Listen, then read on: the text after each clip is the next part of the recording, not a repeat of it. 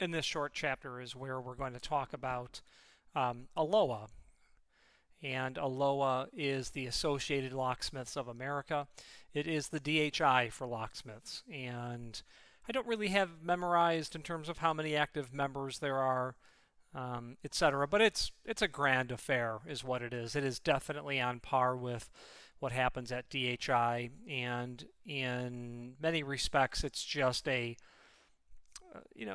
suppose a specialized sphere of people who have a series of common interests. They make a living as a locksmith, and that term is so broad that you have lots of different little universes or galaxies within this locksmithing universe, whether it be automotive or it be safes and vaults, or it be traditional locksmithing in the sense of rather pedestrian sort of approaches, Schlag and Quickset and things like that. It could be material that's just small format. It could be people who participate run a Big Ten University. These are literally people who participate. It could be just someone who does high security only in terms of high security platforms. It could be forensics. I took a class a couple of years ago, 3 years ago, for a forensics accreditation, and it's the study of basically being on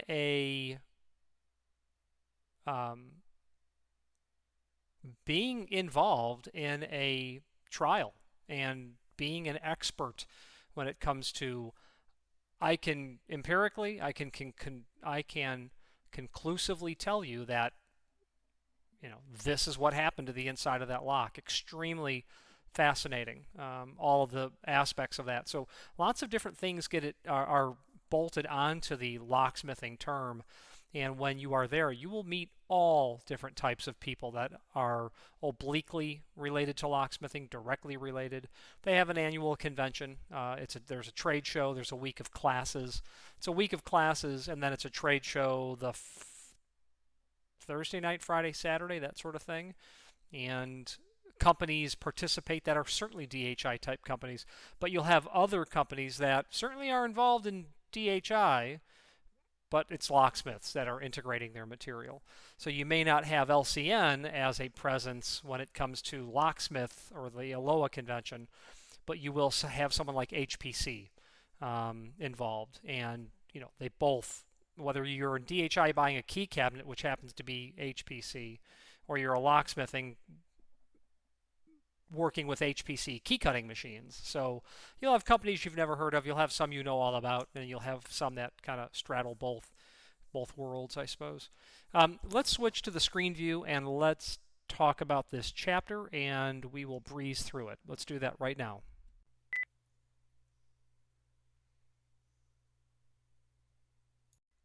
ALOA, the Associated Locksmiths of America. Let's just hop over to their website, and here it is.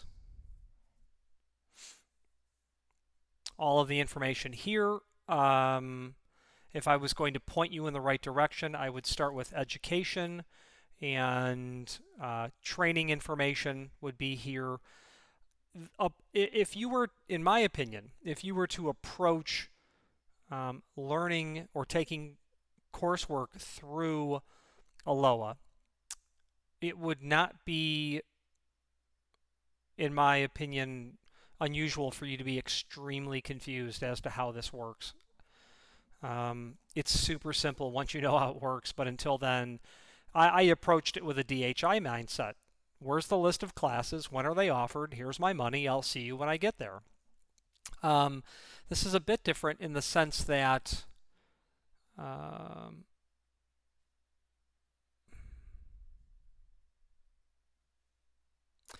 ALOA, how to become an educated certified locksmith. So this is the same document that I have been looking at for a while, and I just want to give you a summary of it. So you can take a 5-day class with ALOA and learn the fundamentals of locksmithing, and it will allow you to understand pins, pin tumblers. It's an absolute introduction to the primary topics. It is probably assumed at a certain level that you know what a, basic terms. You know what a bow is. You know what a pin tumbler is. You have an idea of how all of that works. And if you do, you will definitely enjoy this. Lots of hands-on activity. And you would, and I took this class, you will have the designation AFL that you can use. And if you decide to move on, you can do so. Or you can take the AFL and stop, or not take the AFL at all because you are just simply beyond the scope of what they would do here. They say it's a 6-day basic course. Obviously, when I said 5, I'm wrong. I thought it was 5. Maybe it is 6. It obviously is 6. It was a full week, though, I'll say that. So where it starts with ALOA is the CRL, the Certified Registered Locksmith. And what you need to do for this is 2 things, basically. And I'm going to scroll down here a little bit. And as I'm scrolling down, I'm looking for the information that I'd like to point out. Okay, so here's the bottom line. These are the primary credentials. The CRL is the first level of what would be considered certification. It would be, well, I can't think of a good parallel to DHI, but the CRL is definitely the first substantial level of recognition that you would accomplish. And what you need to do that is take the mandatory exam. And the mandatory exam is, I believe it's certainly something in the range of 250 questions. And you're permitted 4 hours to take it. Almost all of the tests that I took were taken in a testing center that I drove to, and you log into a computer, and that's how all of that is done. So it might be L-00 is what it's called. Yeah, it is. Okay. L-00. It is the mandatory exam. So any certification, whether it be certified registered locksmith, certified professional, or certified master locksmith, you're going to take the mandatory exam, and it's approximately 25 questions. Codes in code equipment, key blank identification, key impressioning, cylinder servicing, key duplication, professional lock opening techniques, lock set functions, basic master keying, cabinet furniture and mailbox locks, and lock set servicing. So some of them in your background of door and hardware will definitely make them easy. Lock set functions, you're probably a master at that. Basic master keying, you probably possess basic master keying knowledge. Lock set servicing, yeah, you probably have taken lots of calls from customers and they can't figure out why their classroom lock, isn't working the right way. There are other areas on this test that I can tell you prove to be quite challenging for me. I don't do a lot of cabinet, furniture, and mailbox lock work, so I know that I suffered in a certain area in that regard. Much of this I was able to do well in because I do have experience in codes and code equipment. I own several key machines. I've used several key machines. Their functions are basically the same. How they get there could be a little different. Cylinder servicing, sure, I can talk to you about cylinder servicing. How to duplicate keys, the different ways, absolutely. Key blank identification, that boils down to knowing, memorizing bow shapes. Weiser, Falcon, obviously Schlage, Kwikset, Sargent, Corbin Russwin, a lot of that kind of stuff. But I'll tell you that the L-00, when I was done, it as if I had been through a grueling 15-round heavyweight fight. I took all 4 hours, meaning I didn't need all 4 hours to do it, but I used all 4 hours to go back And I went back through it 2 or 3 times, continually flagging the ones that I needed to look at again, and only unflagging them once I was sure that I had answered it correctly. And it was exhausting is too extreme a word, but I knew that I had just mentally exerted myself. I felt it physically. Now, the L-00 is the mandatory exam. You take that no matter what. But that doesn't get you the CRL. What then happens, on top of signing up for, paying for, and then scheduling and taking the L-00 at a testing center or at the ALOA annual conventions or at some other way that it's offered. If you happen to be in Dallas, I bet you could take it in person at their facility. What happens now is you go to the PRPs, the proficiency exams. So you take this 10-section mandatory. Then you choose from these 26, there's more than that now, there might be at least 27 categories. To get to the CRL, you have to pass the mandatory categories, the 10, and then 2 of the PRPs. So when I did the CRL, I took the mandatory, and then I picked out of here. I actually took 4 of them, I think all at once, because I knew I would do well in them. Door closers, sure. That's that. Our DHI background is going to help us with that. Life safety codes, yeah, that's what DHI is all about. Lock set installation, sure, that's easy stuff. Exit hardware and exit alarms, definitely. Keyless mechanical locks, yeah.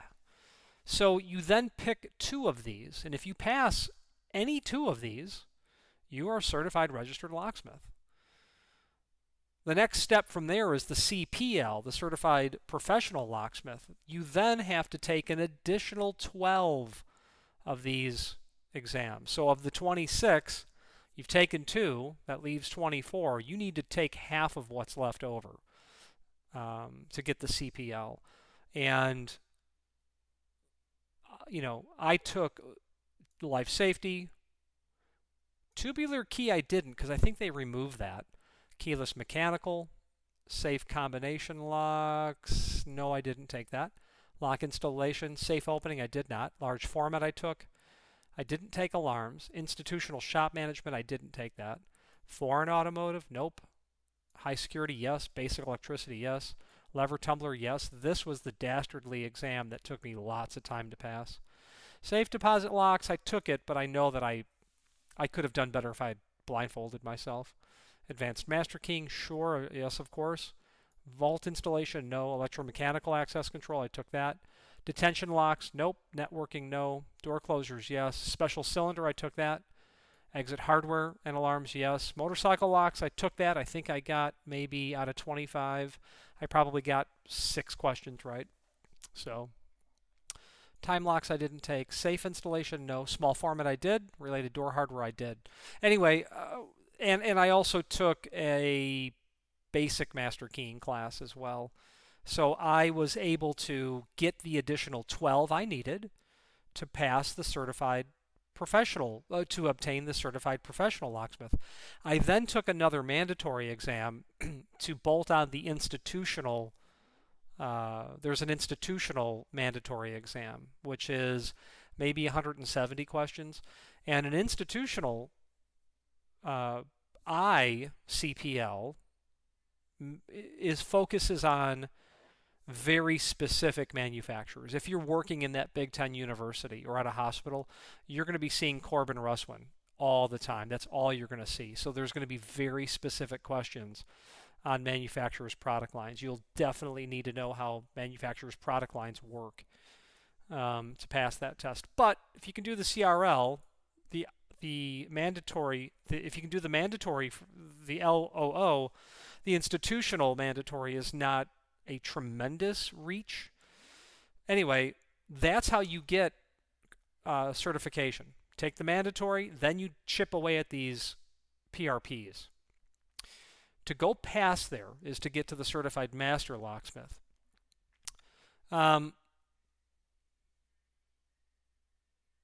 You have to take a total of 90% of all of the available PRPs. And by the way, these are all 25 question tests. It's all multiple. It's not multiple choice in the sense of it's multiple choice is what it is.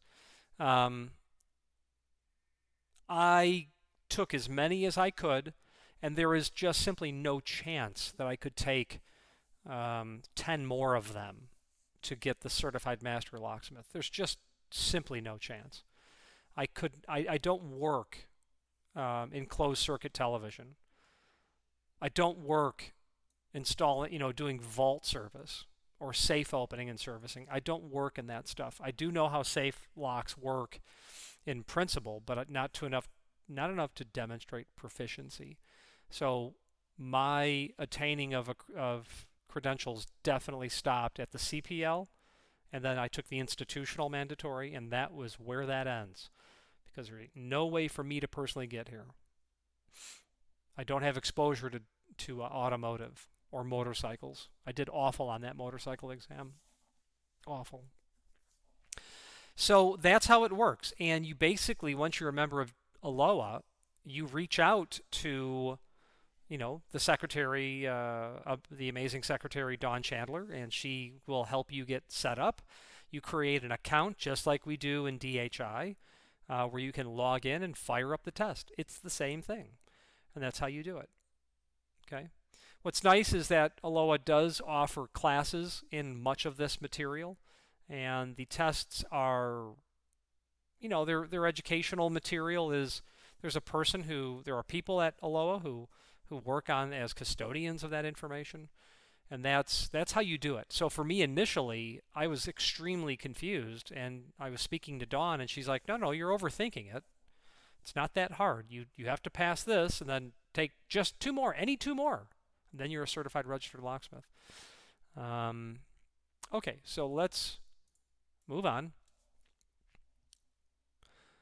ALOA, the Associated Locksmiths of America, is the industry's largest association of like-minded individuals working within the greater areas of the security professions such as residential, commercial, institutional, automotive safes and vaults, and investigative forensics. This is a membership organization with annual dues that holds an annual convention and trade show. Trade shows are nice, but I usually do not find myself traveling to a trade show. I don't. It's a lot of commitment and time for, it's valuable to see what's new, to make contacts at the factory, but that, in my opinion, is what the outside rep is for. What does get me to travel is the access to educational opportunities that ALOA provides. The annual convention is a week-long event with dozens of offered classes, all related to locksmithing codes, how-tos, and certifications. So as I had said earlier, there's a week of classes. There's, I mean, 8 to 5 all day long. There's scores of classes available, and then that's done, and then the trade show. The annual convention is a week-long event with dozens of offered classes, all related to locksmithing codes, how-tos, and certifications. As ALOA states, traditionally, on-the-job training has been a primary method of learning locksmithing skills. So obviously, this is how we have all learned our trade on the job, determined and with the help of others with more knowledge. ALOA steps in where on-the-job training falls short.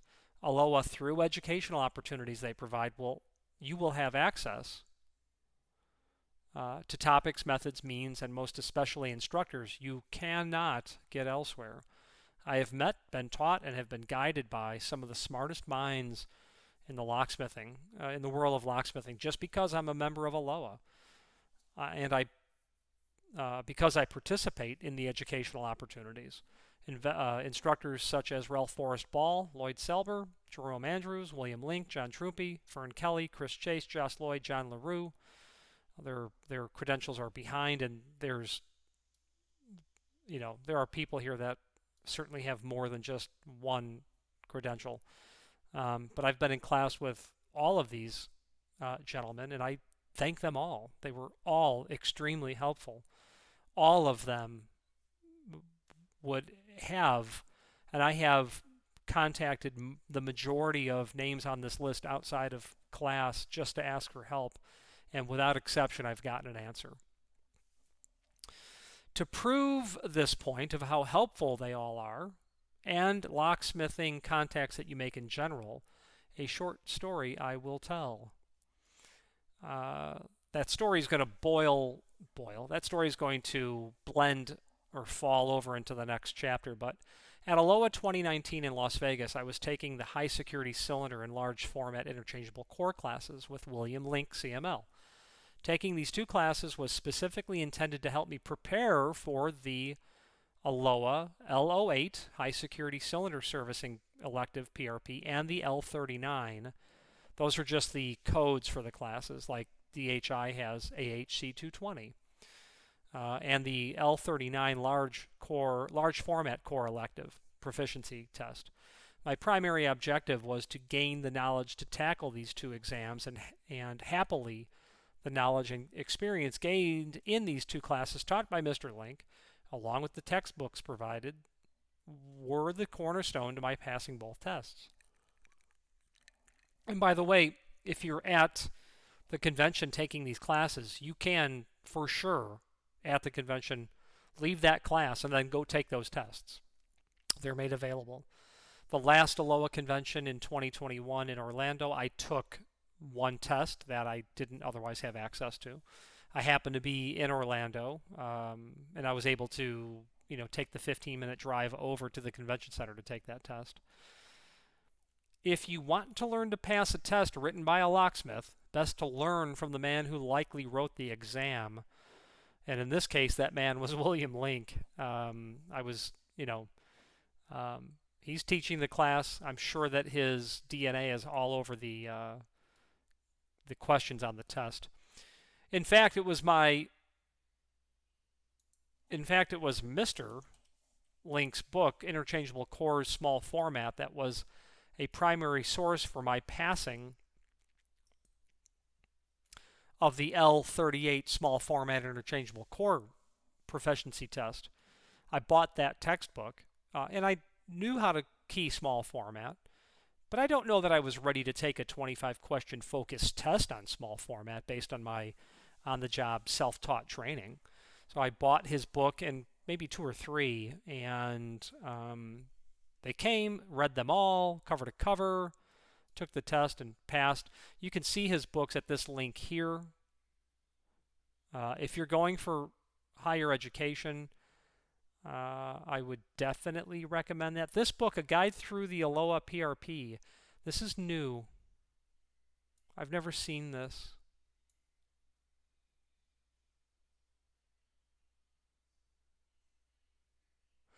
I can't comment on it. I can tell you that if I was studying for it, I would not hesitate to buy that. I would grasp at any leg up I could get on those PRPs.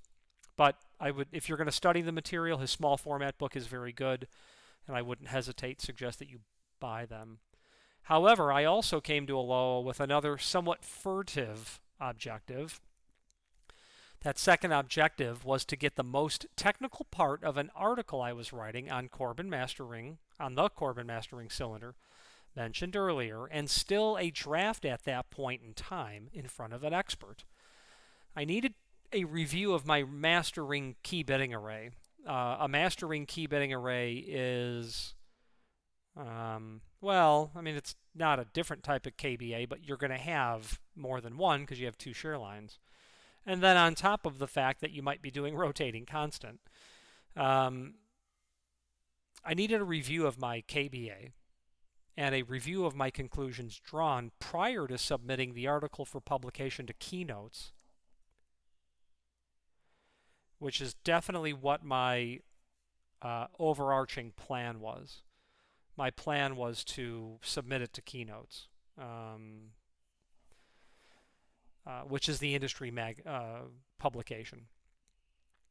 The last thing I wanted to see happen was an article written to the best of my ability, submitted for publication, only to find that my conclusions were patently incorrect. As I'm writing this article, I'm basing it on my knowledge, my experience, my study, my opinions, and I worked on it for so long, you get to a point where you start to question whether or not you're on the right track. And what follows is the short story I promised up over here, a short story I tell I will. And that is titled Some of the Most Famous People No One Has Ever Heard of. Very true in DHI. So let's break this up and move to that story. I have touched on it previously, but I'll tell it here in full.